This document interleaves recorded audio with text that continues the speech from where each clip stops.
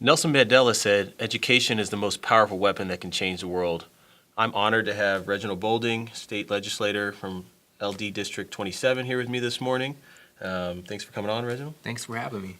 Relentless, commonly defined as oppressively constant, determined, showing no abatement of severity, intensity, strength, or pace. I believe relentless is an ethos. You're not stopping until you get what you want. You're not taking no for an answer. No obstacle will deter you from your goals.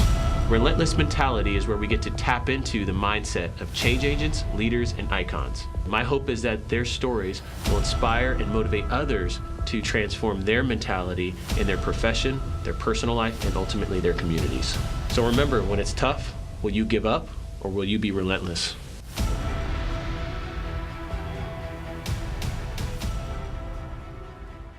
Representative Bolding was first elected to the Arizona House of Representatives in 2014, followed by his re-election in 2016. Reginald Bolding serves as a ranking member on the Arizona House Education Committee and also sits on the Ways and Means Committee. Bolding has established himself as one of the most respected legislators in the chamber, working to help pass legislation focused on education, business, criminal justice, and civil rights issues.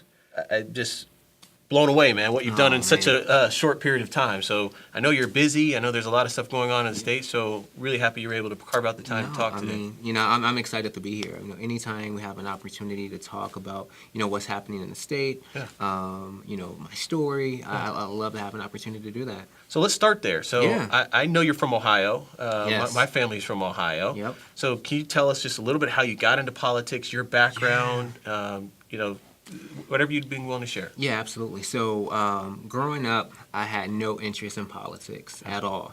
Outside of a fifth grade teacher who had the class draw the first 10 presidents, I had no interest in politics. For me, growing up, I was raised by a single mom. She raised 3 young men. I happened to be in the middle, so I always had to be diplomatic and keep my brothers, away from each other. And not beating you up. And not beating me up, yeah. absolutely. So my story really begins with, mentorship. And growing up, I wanted to be a lawyer. I just had no clue how to become a lawyer. Sure. In my community, I didn't see people who were lawyers. So I would stay up at night and watch this TV show called The Practice and Law and Order and pretend to be that litigator, in a courtroom. Yeah.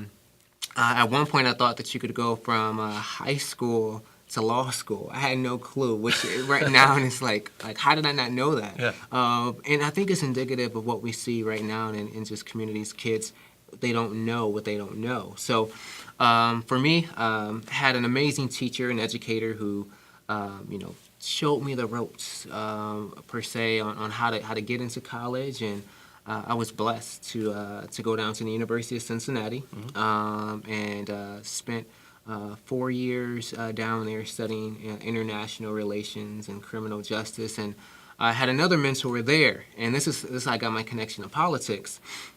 My mentor, he was big in politics. He was the president of the Black Lawyers Association in Cincinnati, and he asked me if I wanted to attend a fundraiser for a politician. And of course, my mentor asked, I was gonna go. Yeah. I remember walking into the Hyatt downtown Cincinnati, riding up the escalator. There's a short guy who said, "Are you Reginald?" I said, "Yes." He said, "Follow me here. I'm going to show you where your volunteer spot was going to be." Turns out my job was to shadow Barack Obama. This was in 2007, so I had no clue who Barack Obama was. Yeah. But through the night, I started to piece it together. Had no clue he was a sitting U.S. Senator at the time. So my job was to hold coats and purses of donors who were taking photos with Barack Obama. So my first job in politics was holding coats and purses. Wow. And that, that passion and seeing the way he was able to talk to a room, talk to people. I remember going home and Googling him immediately, watched his amazing DN speech and followed his career. And that spark at that particular moment, I asked my mentor, how could I get involved with the campaign, and eventually rose to become the Southwest Field Director for the state of Ohio for the Obama campaign. So that was my first entry, volunteer opportunity, holding coats and purses. So 2007 was 2007 starting was into it. politics. Wow. Yeah, that was it. So it's so important sometimes about mentors, and I talk in previous podcasts about how the people at the right time in your life, at the right place, can have an extreme impact overall, and I think that's another testament to that. So that really changed your course in the politics. It did. So how long were you in Southern Ohio, and before coming out to Arizona, and it was what else in the story? So I was so at that time I eventually learned the process of the law process, and I received a full ride law school scholarship. This was in 2008. I was on my way to Ohio State, full ride scholarship, and I learned about an organization called Teach for America. So I decided to, and Teach for America is a nonprofit organization that connects recent college graduates with communities to teach for 2 years. And so I deferred law school for what I thought would be 2 years, and moved to Phoenix in 2008, sight unseen, and became a special education teacher in South Phoenix, teaching middle school, so math and English language arts. And from there, it was really this persistence that I saw regarding a system that wasn't serving our kids. I didn't think it was okay that our students had to walk to school in the street because there were no sidewalks.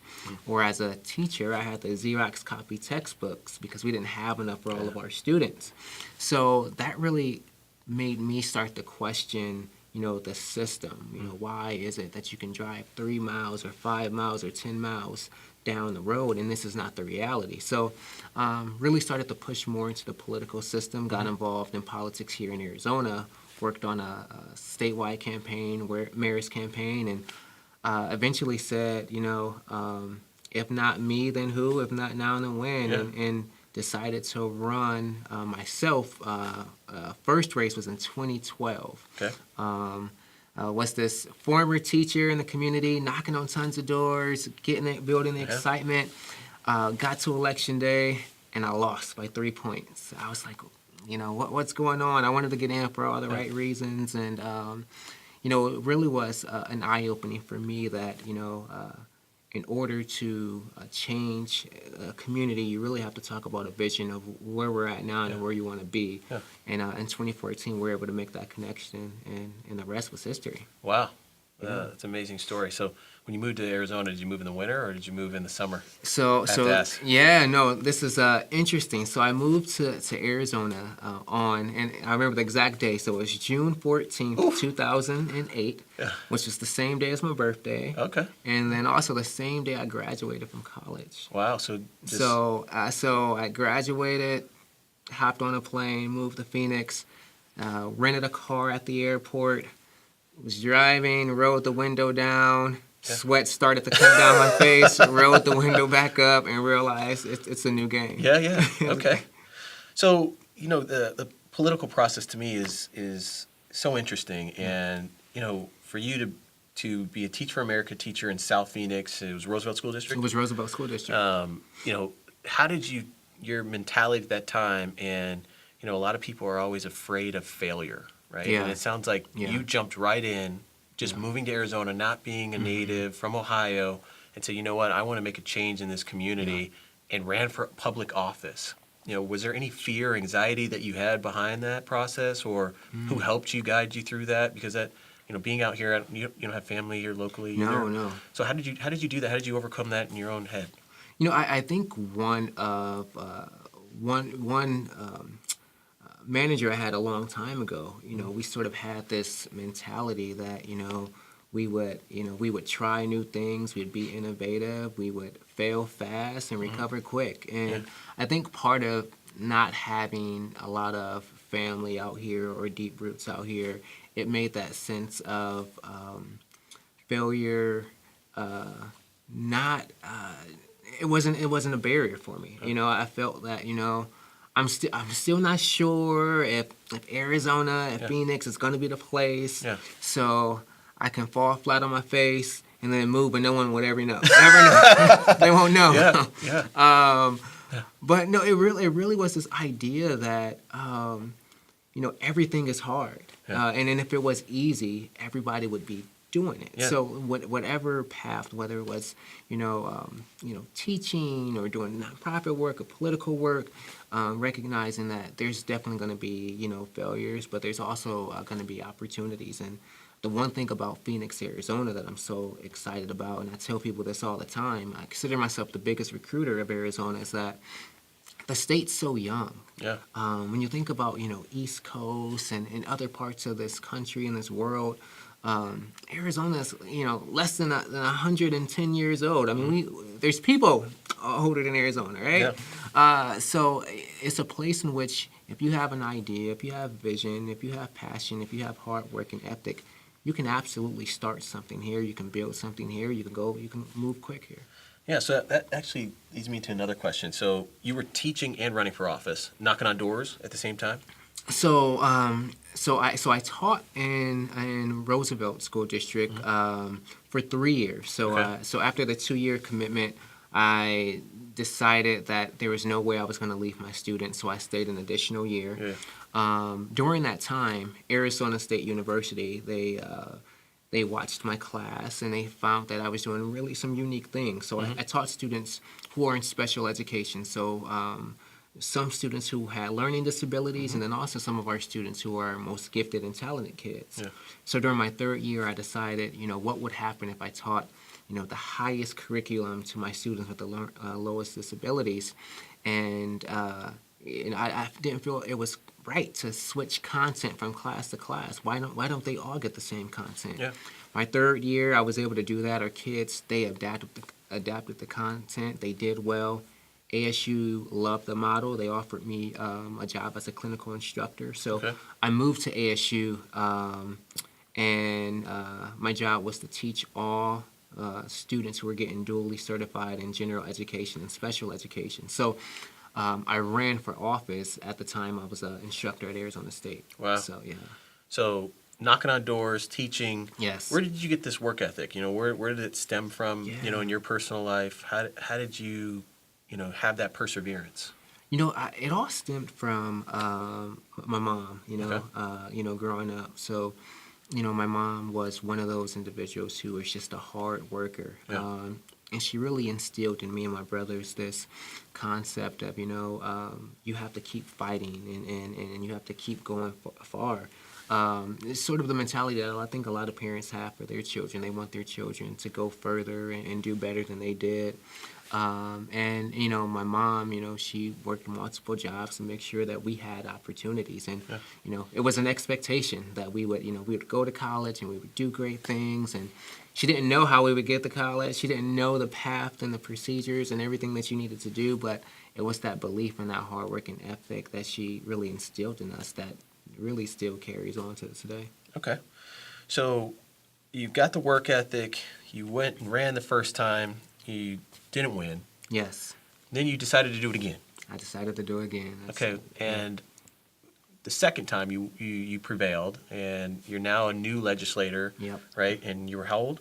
So I was 28. Okay. 28. So 28, Yeah. black legislator in the state of Arizona, and you go into the legislature. I know there's been in your life, you've Yeah. had other barriers and obstacles. You talked about Yeah. kind of growing up. But now you're in the state legislature, you're 28 years old. Right. How was that experience, and what were kind of the first initial obstacles or barriers you had to overcome as now a newly elected official? Yeah, so I still remember, winning election night and saying like, wow, like this is it. First walking in there, I think anyone who walks in there the first time, you ask yourself like, do you belong there? Yeah. And I really had to just really sit myself in the moment that like we're making laws. We're not talking about laws, but we're actually making the law. Yeah. And it really, from that standpoint, recognizing that, laws are made by a group of people and we all have flaws. So there's certain things that are currently the law in our state that may not be fair, may not be equitable, may not be the most advantageous, but it was a group of people who made them. So now I'm part of that group of people. And so it took me I would say about a couple of months to really realize that I was supposed to be there. I was supposed to have my voice there. Not only as a young African American, I was the only African American Yeah, in the in the legislature. state Yeah, legislature. Wow. So one thing that actually helped me a lot was that I actually entered the chamber at a young age with more education than 75% of the other legislators. That's amazing. So, amazing. with the bachelor's and master's Yeah. and doctoral candidates. So, and experience as a K-12 teacher, university instructor. So, with regards to education, sitting in education committees and talking to policy advisors, I was able to actually direct that policy and quickly gain the respect of my colleagues on both sides of the aisle, just because they hadn't been in classrooms since they were in high school 40 years ago or 50 Yeah. years ago. So that allowed me to really ascend, particularly within the education community, because I was there, I did it, and academically had the background to really craft policy. Sure. Right now, I was really excited to have you on the show because we have so many discussions about education. You and I have had them. Yep. It's in the media right now because of the unfortunate situation that happened in Florida a few weeks ago with the shooting. Can you talk a little bit about legislation, specifically in Arizona, around education that is impactful or that we really need to know about? Yeah, absolutely. There's a couple of different things. So, and as you mentioned, the Parkland school shooting in Florida definitely was a tragedy, and I think it really allowed different states across this country to ask ourselves, have we done everything that we can to ensure that our students are going to school safe? Yeah. Because schools have always sort of been the sanctuary. You don't want, when kids walk into a school, they don't have to worry about if it's gang violence outside or if it's poverty or if there's mother-father issues or school was that place that you can feel safe. But now it's a place where, you have 15, 16, 17-year-old students who are literally afraid to go to class. So right now there's negotiations taking place between the governor's office and the legislature regarding a school safety bill. And this would essentially provide additional dollars for mental health counselors, which is important. Right now in our student-to-counselor ratio in Arizona is 1 counselor to every 900 students, which is the worst in the country.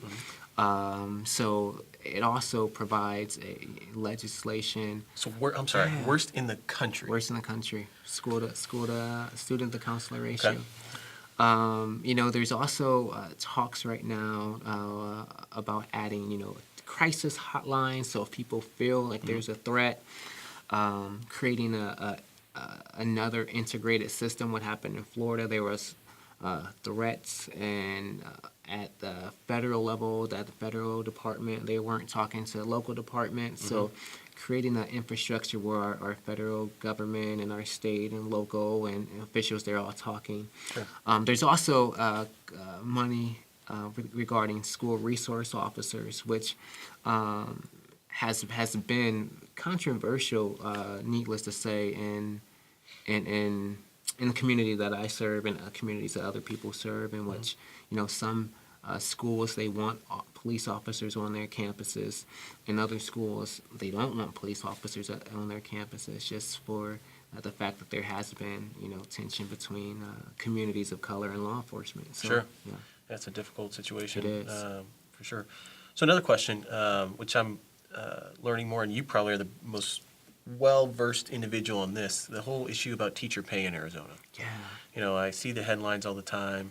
I try to understand both sides and trying to understand it. Obviously, you're in the Democratic Party. Yeah. And so what is happening at the legislature to increase teacher pay in Arizona? I've noticed there's a movement now about teachers walking out, and I think it's called the Red Move or something like that. Can you talk a little bit about, what is the overall issue, and are there any discussions or strategies to try to elevate Arizona nationally in the ranking of teacher pay? Yeah, so to talk a little bit about teacher pay, we have to go back a little bit. So during the economic downturn, the state legislature decided that they would no longer fund schools at the rate of inflation. Okay. So every year, as students, we get more students. As inflation goes, schools would receive more money. Mm-hmm. The state in 2008 said, there's a downturn economically. We're just going to pay our schools a flat rate. Mm-hmm. So that created a significant barrier. That created about a $1.5 billion gap. Wow. That our schools didn't receive over about a 10-year period. So with that said, schools still had to maintain. Students still showed up every day. They still needed a class to learn in. They still needed transportation, and teachers still needed to get paid. And combine that with the state of Arizona consistently is growing in the number of students. Yeah. So you had these schools who are asked to account for more kids and do more with less. Yeah. So there was a lawsuit, and this lawsuit basically was an agreement between the state and schools, and said, okay, we know we didn't pay you this money, so we're going to essentially give you pennies on a dollar just so you can get by.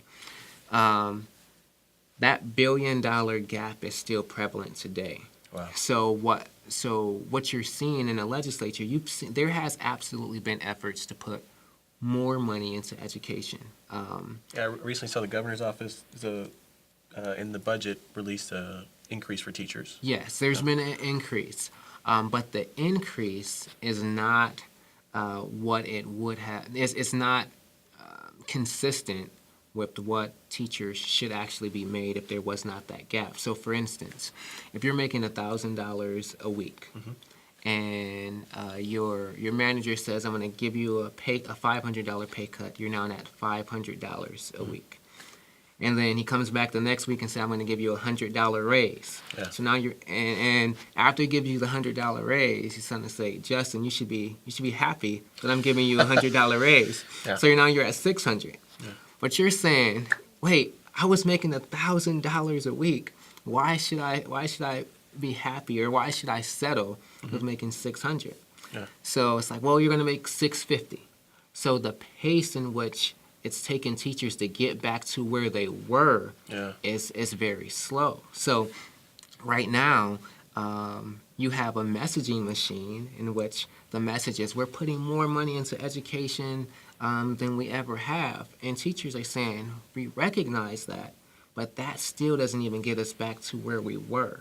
Yeah. So right now in the state of Arizona, we rank between 48th and 50th in the country in teacher pay, primarily because as you have, the new teachers who were entering during the economic downturn, those scales dropped all the way down. So, you have teachers coming in at, $28,000 a year. It's in many cases, you can make more money. Well, not in many cases. In all cases here in the state of Arizona, you can make more money being a manager at In-N-Out than you can as a new teacher in the state of Arizona. Wow, investment in our future. So I definitely understand how difficult the situation can be on both sides. But to me, it seems like we have a growing business community. We're the fastest growing county in America right now. Yes. There's got to be a push to figure out how to make this work from a taxpayer benefit, from a community benefit, and for our future. So thank you for sharing that, Reg. So a couple more questions for you. So because I wanted people to understand a little bit more about your mindset. So since you've been in the legislature, what has been kind of the aha moment for you? When did you really feel like you had a greatest achievement? Or you talked earlier about you felt comfortable being there but what was that single moment where you kind of were like, okay, I'm getting this now, or I've passed my first major piece of legislation. What was that moment for you? Yeah, so I think once I understood the legislative process enough to get legislation passed, that was sort of the aha moment for me. And then also another aspect is that I learned is every piece of legislation, well, the majority, 90% of legislation that we vote on, there's always an economic driver. Yeah. And which was a little disheartening, because what you find is that if you have the most resources, you have the best opportunity to get your bills passed. we had legislation in which you had just two competing interests against each other that I didn't think I'd come down there and have to debate. One piece we had, the organ donor community and the funeral home community that were at odds, and I know we're wondering like why would they be at odds? So what was happening was that the funeral home community, they wanted a law to place tougher restrictions on people donating their organs.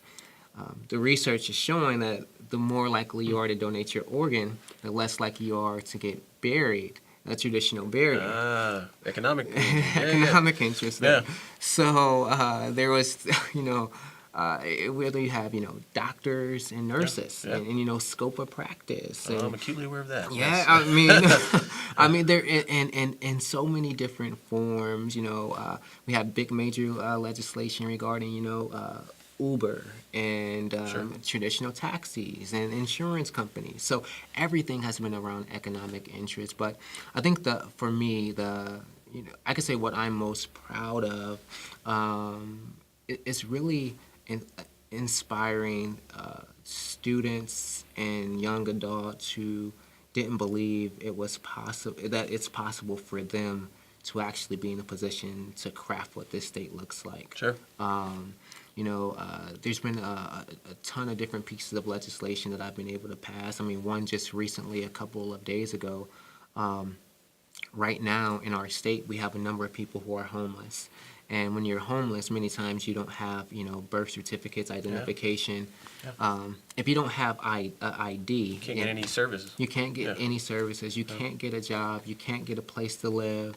You can't get your children into school, and ID can really be a barrier for someone. Yeah. So I have a piece of legislation right now that passed the House of Representatives and just passed the Senate committee that would provide homeless individuals with free IDs that MVD and the Arizona Department of Transportation will give them.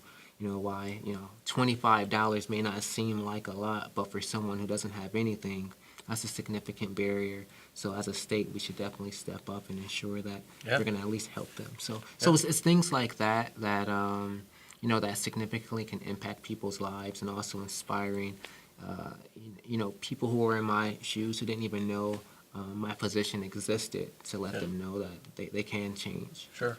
So 2 more questions, because I know you got to get back down to the Capitol and help us continue to change the state. So advice. So you talked a little bit about kind of the process. What advice would you give to somebody who wants to get into politics, and what would be the single greatest thing that you would tell them to say, here's what I've learned through my process? I think the biggest piece of advice I would give to someone is to ask someone who's currently in that position, to invite them out to coffee, pick their brain, this whole idea of mentorship, I think one of the biggest things I always hear people ask me is, how can I get involved? And, the best way to get involved is just to get involved, right? Yeah. And if you see someone who's doing something that you want to do, ask them how. People love to talk about themselves, hence this conversation right now. No. But that's the best way, talk to people who are in, positions that you aspire to, and, build that direct connection, because, we all know that we know people with knowledge and skills and talents, but if you don't have access and opportunity, that knowledge, skill, and talent goes to waste. And we see that all the time throughout this country.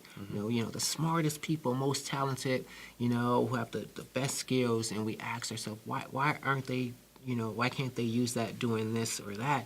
It's often because they really don't have access or opportunity. Yeah. So I think, meeting people who could provide you with that access and opportunity, it goes back to the old adage, it's not what you know, it's who you know. Sure. And I think that's the best form of advice. Sure. So last question for you. Who inspires you and who motivates you now? I think my biggest inspiration is my daughter. Oh. My daughter, Faith, 20-month-old daughter. Looking at her and realizing, that I knew I always was fighting for something, but fighting for her and wanting to make sure that, similar to my mom, that she has better opportunities than I did. Yeah. It's really humbling again, to realize that at a young age, I didn't know, anything about the House of Representatives, but now I can play hide and seek with my daughter on the House of Representatives floor. Wow. Like, that's just like very impactful for me, and she's running around and in the chairs, and like that's just like really thinking about what one generation could actually do, Sure. And thinking about the expectations that I then have for her, and providing her the opportunity to live those through so she can do the same thing. Yeah. Well, Reginald, I really appreciate you coming on. I know you're big on social media because we follow each other on social media. Yes. So can you tell people how to follow you and how to get more information about kind of the legislation you're crafting and how to get involved? So the best way to follow me is on Facebook and at Reginald Bolding. Internet, reginaldbolding.com. Twitter, at Reginald Bolding, and that's ReginaldBolding. Great. Hey, man, thank you so much for coming on. Thanks for really having appreciate me. it. Absolutely. Thanks for watching. If you enjoyed what you saw today, please subscribe in the links below. And remember, never to quit, always be relentless.